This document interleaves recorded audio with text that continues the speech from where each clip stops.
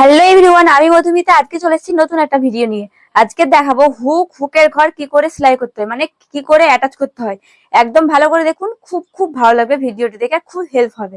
তো দেখুন, হুকের ঘরের জন্য আমি পট্টি নিয়ে নিয়েছি, আর যে পট্টিটা আমি এখন সেলাই করতে যাচ্ছি সেটা হচ্ছে হুক লাগাবো। মানে সেটা চওড়া আছে 3 ইঞ্চি, আর সেটাকে দেখুন দুভাজ করে নিয়েছি। 3 ইঞ্চি চওড়া আমি লাইলিংটাও কেটেছি, আর মেন কাপড়টাও আছে, দিয়ে দুভাজ করে দেখুন আমি এই যে ব্লাউজের পিসটা আছে সেই পিসটার উপরে রেখে দিয়ে জয়েন্ট করে সেলাই করে নিচ্ছি। মানে দুভাজ করে রেখে দেখুন সাইডে 1/2 ইঞ্চি গ্যাপ দিয়ে এটা সেলাই করে নিচ্ছি। তো করা দেখুন হয়ে গেল, এই সেলাইটা করা হয়ে গেল। এইবারে যেটা বাড়তি কাপড় আছে সেটা বাইরের দিকে করে রেখে পট্টিটা তার উপর দিকে রেখে, পট্টিটা দেখুন তার উপরে রেখে আমি এর উপর দিয়ে আবার একটা চাপ সেলাই দিয়ে নিব, যাতে করে খুব ভালোভাবে এটা পেছন দিকটাই চলে যায়, মানে উল্টে যায়। দেখুন চাপ সেলাইটা আমার দেওয়া হয়ে গেল। এইবারে কি করতে হবে, এই যে উপরের দিকটা দেখুন, উপরের দিকটা মুড়বো, মুড়ে ভেতরে দিকে করবো। তো তার আগে দেখুন আমি ভিতরে যে লাইনিংটা আছে সেই লাইনিংটা কেটে নিচ্ছি। কারণ যখন আমি এটা উল্টাবো তখন ওই দিকটাতে মানে পেছন দিকটা একটু বেশি মোটা হয়ে থাকবে, সেই কারণে দেখুন আমি একটু কেটে নিচ্ছি। মানে লাইনিংটা শুধুমাত্র একটু কাটলাম বাড়তি কাপড়ে। এবারে সম্পূর্ণ দেখুন পেছন দিকে করে মুড়ে নিচ্ছি, দিয়ে এরকম করে হবে। সামনের দিকে দেখুন একদম দেখা যাবে না পেছনের পট্টি। এবারে এই সেলাইটা করবো একদম উল্টো দিক থেকে, মানে পেছন দিক থেকে দেখুন সেলাইটা করে নিচ্ছি। আর এই সেলাইটা করবো মেশিনে যেই বড় সেলাইটা আছে, মানে 4-5 নাম্বারের সেলাইটা, সেই সেলাইটা দিয়ে, যাতে করে পরে হাতে সেলাই করার পরে এই সেলাইটা খুব সহজে খুলে নিতে পারি। দেখুন এই সেলাইটা করা হয়ে গেল, মানে হুকের যেই পট্টিটা হয় সেই হুক পট্টিটা আমার লাগানো হয়ে গেল। এবার নিচের দিকে যে বাড়তি কাপড় আছে সেই বাড়তি কাপড়টা কেটে নেবেন। সবসময় যতটা লাগবে তার থেকে বেশি করে কাপড় নিতে হয় হুকের ঘর করার জন্য। তাই আমি বাড়তি কাপড়টা নিয়েছিলাম, সেই কাপড়টা দেখুন কেটে নিলাম। তো দেখুন হুক যেটাতে করবো সেটা খুব সুন্দরভাবে এবারে করবো হুকের ঘরের পট্টি। তো সেই ঘরটা করার জন্য, মানে সেই পট্টিটা করার জন্য দেখুন 4 ইঞ্চি চওড়া আমি কাপড় আর লাইনিং নিয়ে নিয়েছি, আর যতটা লাগবে তার থেকে একদম বেশি করে নিয়েছি। আর এই চওড়াটা নিয়েছি 4 ইঞ্চি, লম্বাটা ব্লাউজটা যতটা আছে তার থেকে বেশি, আর চওড়াটা নিয়েছি 4 ইঞ্চি। 4 ইঞ্চি কাপড় আর 4 ইঞ্চি লাইনিং। আর দেখুন আমি কি করে রাখলাম, নিচের দিকটাই সব থেকে নিচে আছে লাইনিং, তারপরে উপরে আছে কাপড়টা, তার উপর দিকটায় আছে ব্লাউজের পিসটা, দিয়ে ওরকম করে রেখে দিয়ে সেলাই করে নিচ্ছি। এটাও সেম, সাইডের দিকে 1/2 ইঞ্চি রেখে সেলাইটা করে নিব, আর করলেই একদম হয়ে যাবে। মানে এই সেলাইটা করা হবে। আর বলে দিচ্ছি, এই যে এটা আমি হুকের ঘর, এই ঘরটা করছি আমার ডান দিকে, মানে আমি যে সেলাইটা করছি আমার হাতের ডান দিকে হুকের ঘরটা করছি। আর যেটা আমি হুকের পট্টি করলাম, যেটাতে হুক থাকবে সেটা করেছিলাম বাম দিকে। তো আবার বলে দিচ্ছি, এই যে পট্টিটা করছি হুকের ঘরটা করছি এটা হচ্ছে ডান দিক, আর যেটা হুক করেছিলাম ওটার জন্য করেছিলাম বাম দিকে। আর দেখুন উপর দিকটা আমি 1/2 ইঞ্চি মতো লাইনিং কেটে দিলাম, শুধুমাত্র লাইনিং কাটলাম যাতে করে মোটা না হয়। আর কাপড়টা দেখুন যত টাকা ততটাই আছে। দিয়ে এটা ডবল ভাঁজ করে মুড়ে যেই সেলাইটা করলাম সেই সেলাইয়ের উপর রেখে আবার সেলাই করে নিতে হবে। দেখুন ভালোভাবে একটু ধরে ধরে রেখে দিবেন, মানে যেই সেলাইটা করলাম সেই সেলাইটার উপরে দেখুন রেখে দিচ্ছি, দিয়ে এর উপর দিয়ে একদম ধার দিয়ে দিয়ে এই সেলাইটা করে নিব।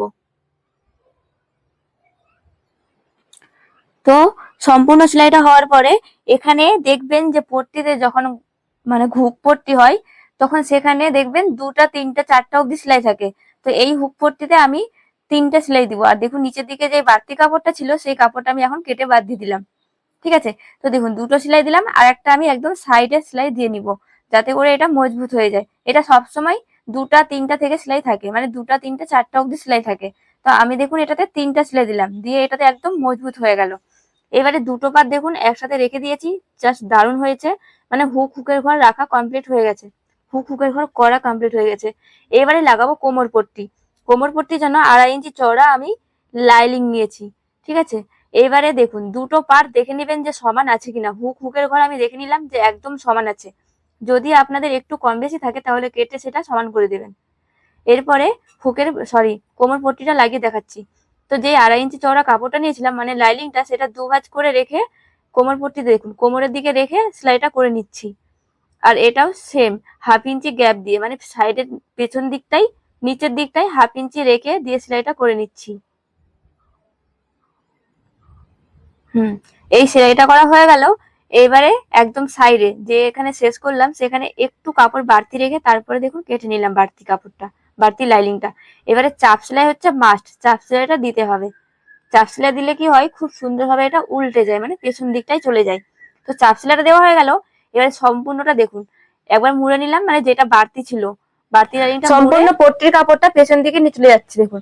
পেছন দিকে নিয়ে এসে এবারে এখানে একটা বড় বড় সেলাই দিয়ে নিচ্ছি, মানে মেশিনের বড় সেলাই, এখানেও একই রকম হাতে সেলাই দিতে হবে।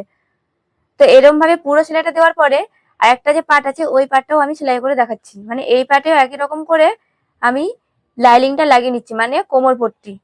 তো এটাও একই রকম ডবল ভাঁজ করে নিচ্ছি আগে। দেখুন, সরি, এটা ডবল ভাঁজ করছি না, এটা আমি একবার করে দেখাচ্ছি, মানে ওটা তো দেখালাম ডবল ভাঁজ করে, এটা শুধু একবার সিঙ্গেল রেখে দিয়ে সেলাই করে নিচ্ছি। ওই পট্টিটা একটু কম, মানে কম চওড়া হলো, আর এই পট্টিটা দেখবেন একটু বেশি চওড়া হবে। তো দুটা দু রকম করে দেখাচ্ছি। তো এটাও ছিল বাড়তি কাপড়, এটাও বাড়তি কাপড় কেটে দিচ্ছি। আর যখন দেখুন আমি সেলাইটা শুরু করেছিলাম সেখানেও আমি বাড়তি কাপড় রেখেছিলাম। এবারে একই রকম এখানেও একটা চাপ সেলাই দিয়ে নিচ্ছি। চাপ সেলাই মাস্ট, চাপ সেলাই দিতে হবে।